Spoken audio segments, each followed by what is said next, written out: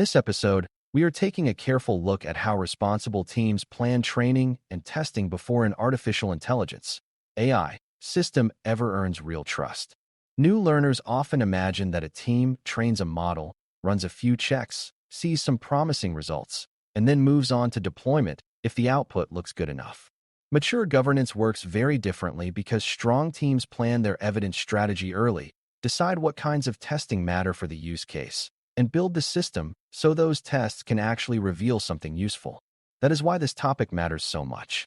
A system becomes easier to govern when the organization knows, in advance, how it will examine individual parts, how it will test the system as a whole, how it will judge fitness for purpose, how it will examine speed and stability, how it will look for security weakness, and how it will check whether harms fall unevenly across people or situations. Before we continue, a quick note. This audio course is a companion to our course companion books. The first book is about the exam and provides detailed information on how to pass it best. The second book is a Kindle-only ebook that contains 1,000 flashcards that can be used on your mobile device or Kindle. Check them both out at cyber.author.me in the Bare Metal Study Guide series. The first idea to keep in mind is that planning training and testing is really about planning learning. The organization is deciding how it will learn whether the system is safe enough, accurate enough, understandable enough, and reliable enough for the real task it is supposed to support. That means the planning should begin with the use case, the workflow, the affected stakeholders, and the consequences of error rather than with a favorite model or a convenient data set. A low-stakes drafting tool and a system that helps sort urgent support requests may both rely on AI. But the training priorities and testing demands are very different because the consequences are different. Strong planning therefore asks what kinds of mistakes matter most, what conditions are most likely to reveal weakness, what kinds of people or groups may be affected differently, and what evidence would justify moving from one stage of the project to the next. Without that early planning, teams often gather a lot of activity while learning very little that helps governance. A good plan also separates the stages of training and testing so the team does not confuse model improvement with trustworthy evaluation. Training is where the system learns patterns from data and internal adjustments are made to improve performance. Testing is where the team challenges what it built and tries to discover whether that apparent performance holds up under scrutiny. If those stages blur together, the organization can convince itself that the system is doing well simply because it has seen the same kinds of examples too many times. This is why careful planning includes clear data separation, clear versioning, and clear rules for when information from testing can influence later training cycles. It also includes realistic expectations. The goal is not to prove that the system is perfect. The goal is to create a disciplined process where the team can tell the difference between genuine readiness, partial readiness, and confidence that is based more on familiarity than on real evidence. Unit testing is the first major layer because it focuses on whether the smaller parts of the system behave the way the design expects before everything is combined into a larger workflow. For an AI system, that may include data ingestion logic, pre-processing steps, labeling rules, retrieval functions, prompt construction, output formatting, filtering rules, logging behavior, and any guardrails built around the model. The value of unit testing is that it isolates small failures before they become hidden inside a more complicated system. A team may think the model is confused when the real problem is that the input text is being cleaned badly, that the wrong metadata field is being passed forward, or that the output parser is distorting what the model actually returned. Strong unit testing therefore protects governance by making the system more legible. When each component is checked on its own, the organization has a much better chance of learning where weakness actually lives instead of guessing after larger failures appear. Integration testing comes next because AI systems rarely fail only at the component level. Many problems appear when individually reasonable parts are connected into a real chain of activity. A retrieval component may supply incomplete context to the model. A model may produce an output that is technically well-formed but poorly handled by the user interface. A review checkpoint may be placed so late in the workflow that oversight becomes symbolic rather than meaningful. A logging function may work in isolation but fail to capture the exact context needed once several services are interacting quickly. Integration testing looks for these handoff problems by asking how the parts behave together under realistic conditions. This is especially important in AI because trust can be lost not only through bad model behavior, but through weak system behavior around the model.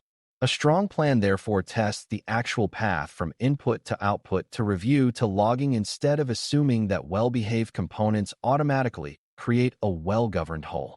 Validation is different from both unit and integration testing because it asks the larger question of whether the system is fit for purpose in the real use case. A system can pass component checks and still be the wrong answer to the actual business need. Validation therefore looks at representative tasks, realistic user behavior, operational constraints, and the quality of the final outcome in the context where the system will really be used.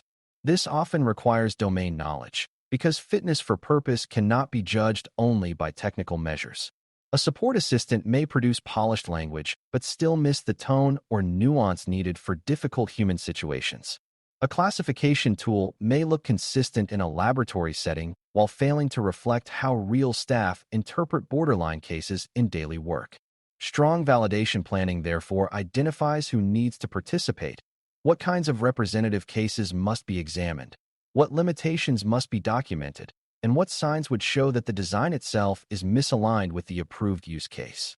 Performance testing adds another layer because a system that seems accurate during calm internal review may still fail under realistic operational pressure. Performance is not just about speed, although speed matters. It also includes latency, throughput, stability under peak demand, resource use, cost behavior, and the consistency of outputs when the system is asked to handle large volumes or complex requests over time.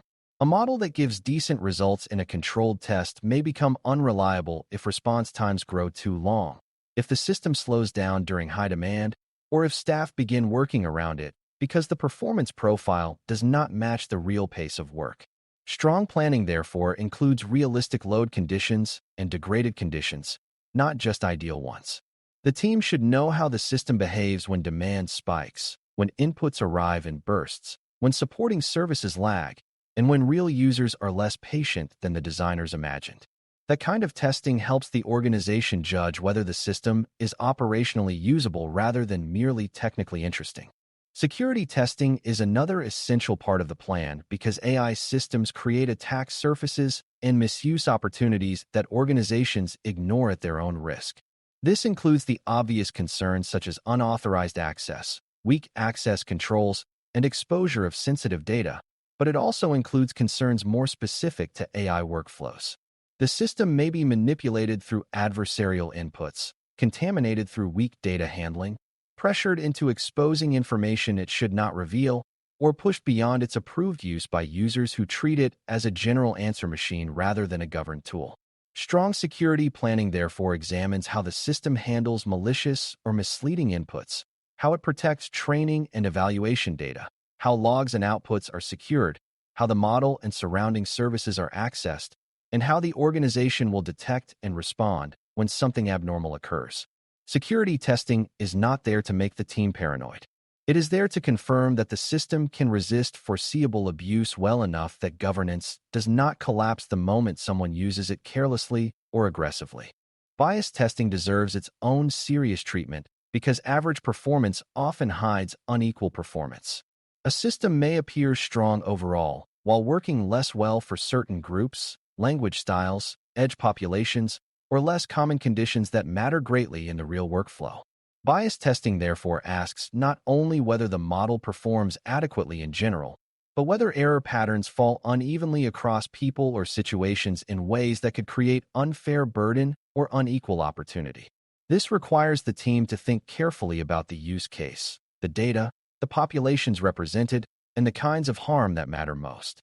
A system that misses indirect expressions of need in one community, interprets less common writing styles as lower priority, or produces more uncertain outputs for underrepresented cases may create harm even if its overall score still looks acceptable. Strong planning for bias testing identifies relevant groups and conditions early, chooses meaningful comparisons, and ties the results back to design, data, and oversight choices rather than treating fairness as a last-minute statistic.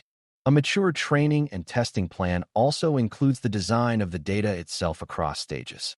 The organization should know what material is reserved for training, what is set aside for validation, what remains untouched for final testing, and how those boundaries will be protected over time. This matters because leakage between stages can create false confidence that looks like real progress.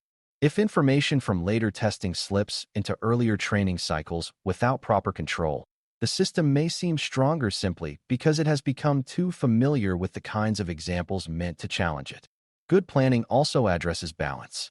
The team should include routine cases, difficult cases, edge cases, rare but high-consequence cases, and out-of-scope examples that help reveal whether the system knows when it should not act confidently. A disciplined data plan is therefore part of governance, not just an engineering detail, because it shapes the quality of every conclusion drawn from later training and testing activity. The test cases themselves also need thoughtful design. Too many teams rely on whatever examples are easiest to find, which usually means the system is evaluated mostly on clean, ordinary, and unsurprising inputs that can produce comforting results while leaving the most important weaknesses untouched. Strong planning includes routine cases that reflect everyday use, difficult cases that challenge ambiguity and nuance, edge cases that live near category boundaries, misuse cases that reveal what happens when users push the system beyond intended conditions, and stress cases that show how the system behaves when context is thin, messy, contradictory, or emotionally charged. The team should also think about whether certain errors matter more than others. A false positive may be manageable in one use case and deeply disruptive in another, while a false negative may be tolerable in one setting and unacceptable in a safety-sensitive context. Good case design makes these trade-offs visible before leaders become attached to broad performance claims that do not reflect the conditions that matter most. Thresholds and decision criteria should be planned early as well, because testing produces value only when the organization knows what it will do with the results. A team should define what counts as acceptable unit behavior, acceptable integration stability, acceptable validation quality, acceptable performance under load, acceptable security resilience, and acceptable bias outcomes for the approved use case. These thresholds do not need to pretend that risk can be eliminated, but they do need to be concrete enough that the organization can make honest go, slow, or stop decisions. Without defined criteria, teams tend to move the goalposts. They explain away weak results because a project feels strategically important, or they lower expectations quietly because the schedule is tight. Strong governance resists that drift by tying testing to action. If certain thresholds are missed, the design may need narrowing, extra controls, more oversight, a limited pilot, or a full pause until the weakness is addressed. That is how evidence becomes discipline rather than decoration. Documentation and role clarity are just as important as the tests themselves. The organization should know who is responsible for building the training plan, who reviews the test design, who decides whether results are good enough, who signs off on movement into pilot or deployment, and who records what changed after each testing stage. This is especially important in AI projects because technical teams, product leaders, operational owners, and compliance or risk staff often see different parts of the picture. If no one has clear ownership, the project may collect many metrics and reports without ever turning them into a coherent governance decision. Strong planning, therefore, includes documentation of methods, data versions, case selection logic, outcomes, known limitations, unresolved concerns, and the rationale for any approval given. That record protects the organization later by making the testing story visible. It shows not only that tests happened, but that the organization understood what those tests meant and acted on them in a deliberate way. Another key lesson is that training and testing do not end once the first release is approved. Changes to data, prompts, thresholds, workflow, surrounding services, or model versions can all alter system behavior in ways that matter to risk and compliance. That means the plan should include regression testing, which checks whether a change that improved one aspect of the system quietly weakened another.